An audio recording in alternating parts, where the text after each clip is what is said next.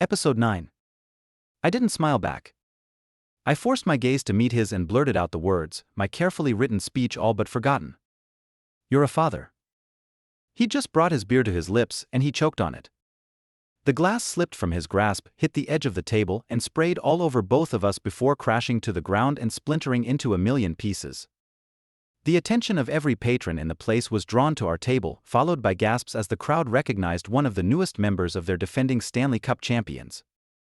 Easton didn't notice the mess or the gathering crowd of people. He gaped at me in utter, absolute shock. The staff rushed to clean up the mess, and I slid out of the booth so they could wipe it down. As the crowd converged on us, they blocked my view of Easton. I took advantage of the chaos and bolted for freedom. Easton point of view. In the ensuing melee of fans begging for my autograph and staff scrubbing the booth and floor, I lost sight of Caro. When things finally calmed down, she was nowhere to be found. She'd hit me with a bombshell and fled like the guilty party that she was. I had a child? I was a father? I pushed past the remaining fans, tossed a 50 on the counter for my drinks and uneaten dinner, and dashed out the door. No sign of her in the parking lot. She was long gone. Maybe her disappearance was for the best. I needed alone time to process my change in status from single guy with zero attachment to single father. What the fuck? Anger replaced confusion as I drove out of the bar parking lot. She dumped this on me and disappeared, offering no details. Did I have a son or a daughter? How old was he or she? How did Caro know I was the father? Why was she telling me this now? I did the math in my head. My child should be around 6 years old. It had been over 7 years since that summer we spent together. Why hadn't she told me she was pregnant?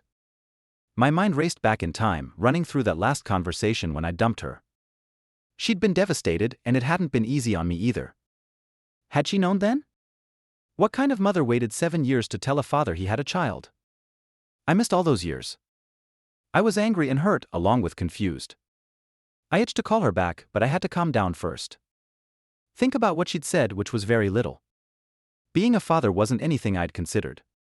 I was pretty good with kids, but having one of my own was far different than coaching a group of kids. Those 2 children I'd seen outside her house, was one of them mine? I searched my memory for images of them, but I'd been so caught up in seeing her again, I had very little recollection beyond a blonde-haired girl and a dark-haired boy.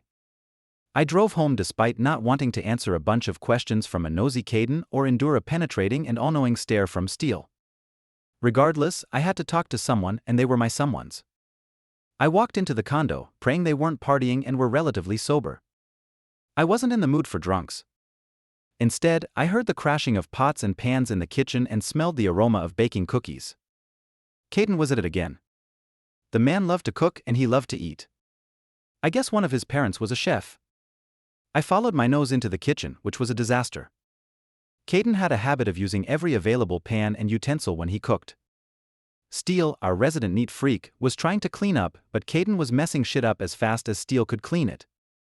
If I hadn't been traumatized by Caro's revelation, I'd be snorting with laughter at the 2 of them. They didn't need one more ass in the kitchen, so I sat on a bar stool at the counter and snagged a warm chocolate chip cookie from the dozen cooling on wax paper. Despite the evening's earlier news flash, I allowed myself a moment to savor the warm cookie oozing with melted chocolate chips. Help yourself, Caden said sarcastically. Like you were going to eat all these? I shot back. The team captains want them for the road trip tomorrow. Caden sighed and spooned piles of dough onto a cookie sheet. The life of a rookie. We were subjected to the whims of veterans and their stomachs. On the last road trip, the captains decided they wanted our seats, and we were stuck with seats up front with the coaches. Now every time we got on the plane, no matter where we sat, they demanded our seats. I grabbed another cookie, ignoring my bud's deepening scowl. Steele wiped the soap off his hands and crossed the kitchen to take the stool next to mine. He grabbed a cookie for himself. Give up? I asked Steele. No point in cleaning up until he's finished his destruction. My thought exactly. Where have you been?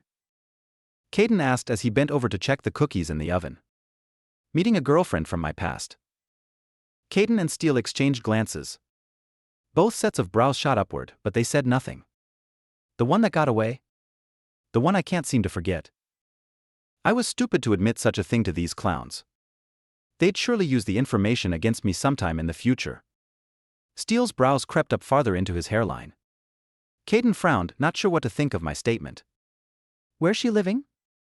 Steele said. I'm not sure. Does she want to get back together?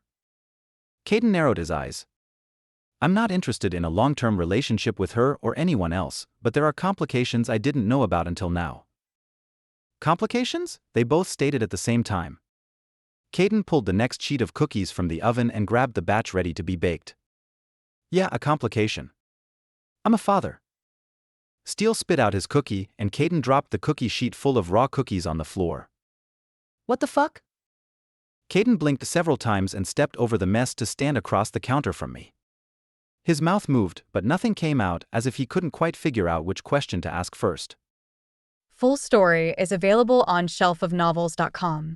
Click the link in the comment section to get it free.